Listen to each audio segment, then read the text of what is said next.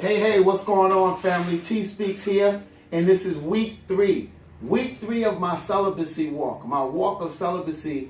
As many of you know, I decided to give and submit my body to the Lord as a living sacrifice, according to Romans 12:1, to offer it to God as a living sacrifice, holy and acceptable, when the Bible says, it is my reasonable act of worship. Well, this past week has definitely been challenging. I didn't fall. Shout out to God for that. But it was challenging because what I recognize is, number one, the devil doesn't play fair. And number two, your past sometimes will try to creep back into your presence and go with you into your future. I had an invitation by someone that I knew in the past that I was physical with years ago, but we stayed in contact somewhat. A mutual friend got us back in contact before I started this walk. And she called me up and she's like, listen, I'm going away. Would you like to go? Now, I am a world traveler. I pretty much travel all over the world. So it would have been nothing for me to go away. And get this. The Bible said that he'll always create a way of escape, because I could have gone with her to an island. We could have done whatever we did before, and nobody would know, just the two of us. Well, that's not totally true, because it would have been the three of us. Me, her, and God.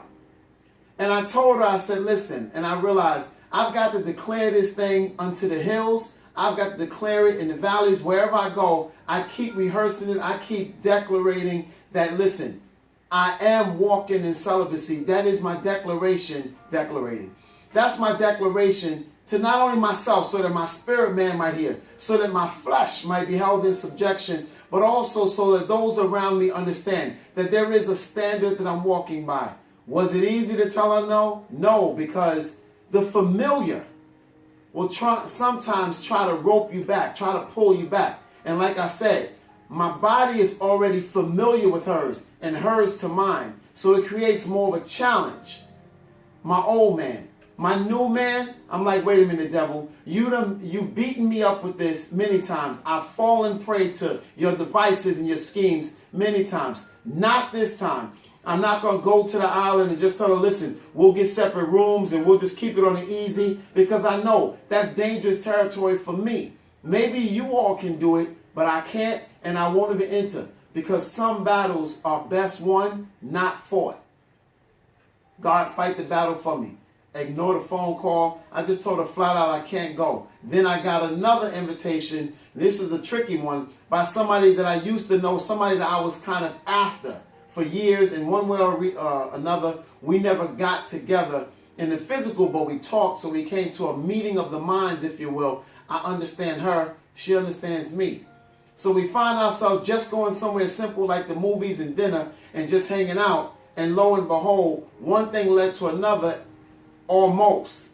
And she wanted to give me some fellatio. And in the past, I would have been all down for it. But right now, I told her, I said, no. I said, nah, stop. You won't do that to me. I don't want you to give me any head. Don't go down on me. No, thank you. And she's like, why? This is what you've been wanting. And in the past, I did. But my future is so much brighter. And although I know it would have felt temporarily, it would have felt good to me. It would have felt great to release, but I chose not to. And the reason why is because I thought about going home, what it would be like riding home after I left her, after that moment was over. Because being the fact that I'm walking in celibacy, I began, I guess to what they say is be backed up. So it would have been a quick release for me, but the detrimental part to my emotions would have been lasting the whole ride. I know, I saw it. I would have been in tears and on my knees. And then I would have to get before you guys and say, let's restart this again. Week 1. But thanks be to God, this is week 3. I'm so happy that the Lord has given me a heart and a desire to please him. Is it easy? No. But I believe that it will get easier the more that I say no. The more that I make declarations to everyone that I know that's getting in contact with me.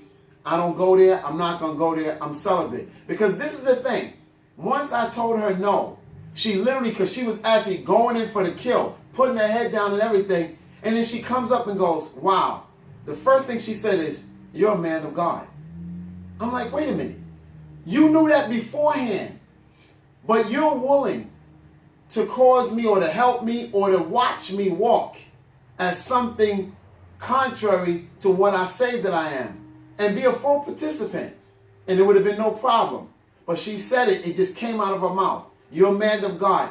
I don't think she's ever called me a man of God. She knows my stance, she knows what I do, but she never said that.